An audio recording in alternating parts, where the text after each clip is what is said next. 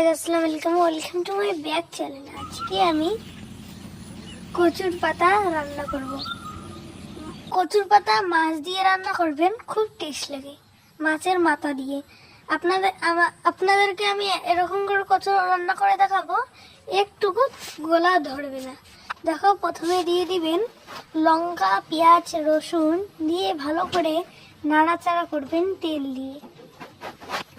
এখন আপনারা ধুয়ে রাখা কচুটাকে ভালো করে এইখানে দিয়ে দিবেন, দিয়ে ভালো করে একটু নাড়াচাড়া নুন দিয়ে ঢেকে দিবেন। পর ভেজে নেওয়ার পর ভালো করে নেড়ে চেড়ে নেবেন, একটু নেড়ে চেড়ে নিয়ে